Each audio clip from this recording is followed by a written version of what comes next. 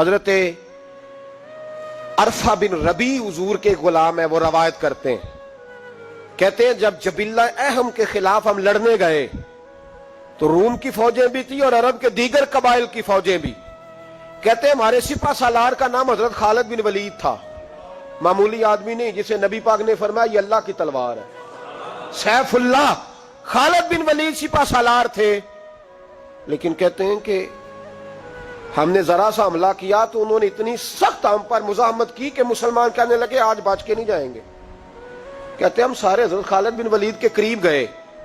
یہ کوئی ہم نے نہیں حوالہ لکھا، یہ تاریخ اسلام، ان کو سارے مسالک پڑھتے. کہا حضرت خالد بن ولید سے کہ حضور مسئلہ کیا ہے، کسی جنگ میں پیچھے نہیں ہٹے، آج کیا ہوا؟ جناب خالد بن ولید کہنے لگے میری ٹوپی گھر رہ گئی ہے. میری کوئی نہیں سمجھ آئی آپ کو؟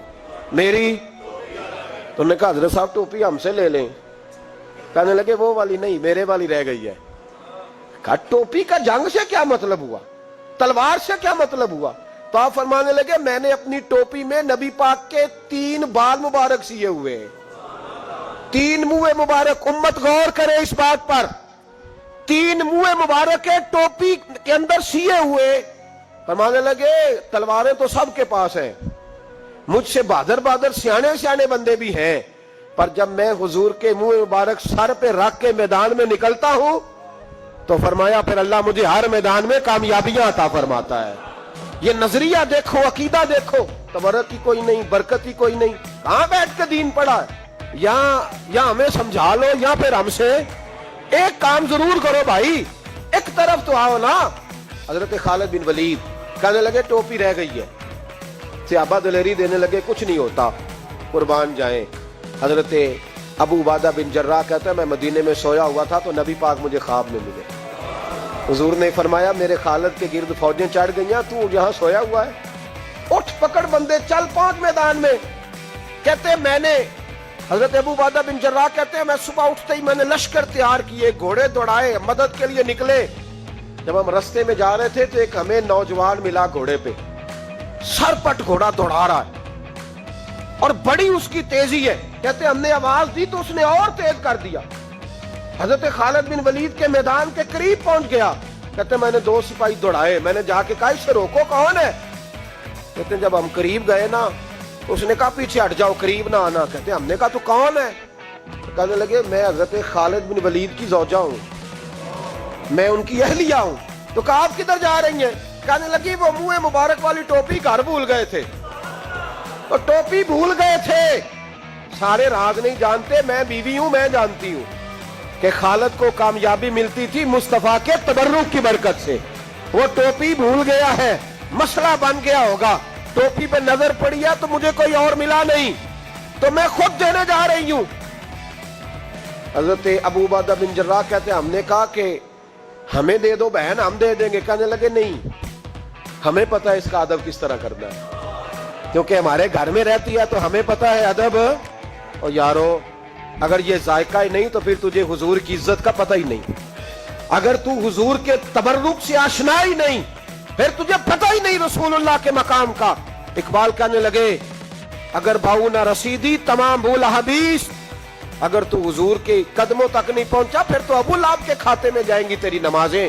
میرے مصطفیٰ کریم سید عالم صلی اللہ علیہ وسلم کی وہ ٹوپی لے کر زوجہ کہنے لگی تمہیں ادب کا نہیں پتا، میں ہی جاؤں گی. کہا چلو. کہتی وہ دوڑی گئی. حضرت خالد بن ولید کہتے ہیں اچانک میری نظر پڑی تو کافروں کی فوج تنی ہوئی تھی، وہ ٹوٹنے لگی اور ایک شاہ سوار دوڑا آ رہا ہے. تو میں نے کہا یہ اکیلا جوان اور صفے کاٹتا آ رہا ہے، ہم لڑ رہے تھے تو یہ فوج ہم پر چڑھ آئی تھی، اکیلا جوان. کہتے ہیں جب وہ جوان قریب آیا تو خالد بن ولید کہنے لگے او جوان تو کون ہے، اکیلے نے سب کھول دی.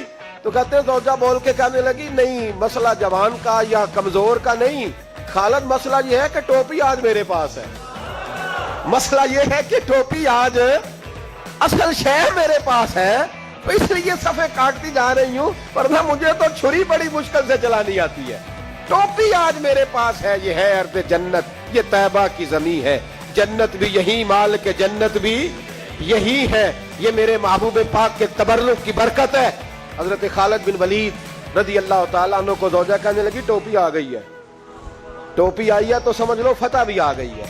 حضرت خالد بن ولید نے ٹوپی پہنی, اتنی دیر میں حضرت ابو عبیدہ بن جراح بھی آ گئے. کہنے لگے تگڑے رہنا, پہنچ گئے ہیں. حضرت خالد بن ولید کہنے لگے نام بھی پہنچتے تو خیر تھی, اب مصطفیٰ کے بال مبارک پہنچ گئے ہیں, اب حضور کے منہ مبارک ہے. او بھائیو یہ تبرک حضور جہاں رکے. صحیح بخاری, صحیح بخاری, صحیح بخاری حوالہ میرے ذمے. تو مسجد نبی کی دیوار نہیں نہ چومنے دیتا, تو حضرت حلیمہ کے گھر کا بوسہ نہیں نہ لینے دیتا. صحیح بخاری. حضرت عبداللہ ابن عمر مدینے کے مفتی, جنہیں میرے نبی پاک نے فرمایا راجل صالح, یہ نیک آدمی ہے. وہ جب جاتے تھے نا بیت اللہ شریف, مکہ معظمہ, تو وہ جگہ ڈھونڈ ڈھونڈ کے نماز پڑھتے تھے جہاں میرے نبی نے نماز پڑھی ہے. سارا بیت اللہ حرم نہیں, لیکن وہ جگہ ڈھونڈ ڈھونڈ کے جہاں میرے رسول نے نماز پڑھی ہے, حضور نے جہاں نماز پڑھی. بھائیو اگر حضور علیہ السلام کے قدموں کی مٹی سے پیار ہوگا تبھی تو مصطفیٰ سے ہوگا. لیکن یہاں یہ ظلم ہے امت کے ساتھ, یہ زیادتی ہے. میں کہتا ہوں کہ یہاں ہمیں بتاؤ ان حدیثوں کا کیا ترجمہ کریں, قرآن مجید کی ان آیات کا کیا ترجمہ. حضرت ام سلمہ حضور کی زوجہ ہیں, بخاری مسلم, ان کے پاس حضور کا ایک بال مبارک تھا, چاندی کی ڈیبیا میں بند کر کے رکھا ہوا تھا. جو لا علاج مریض ہوتا وہ حضرت ام سلمہ کے پاس لایا جاتا.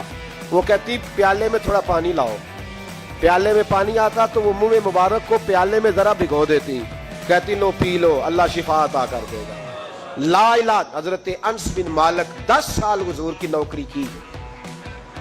لوگ پوچھتے انس کیا کمایا ہے, کہنے لگے جو کمایا ہے وہ صندوق میں بند کر کے رکھا ہے. 10 سال نوکری کی نبی پاک, جو کمایا بند کر. انتقال کا وقت آیا تو حضرت ثابت بنانی کو بلایا,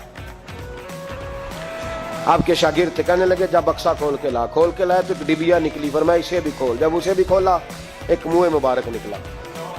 کل زندگی کی کمائی, نبی پاک کا اقبال مبارک.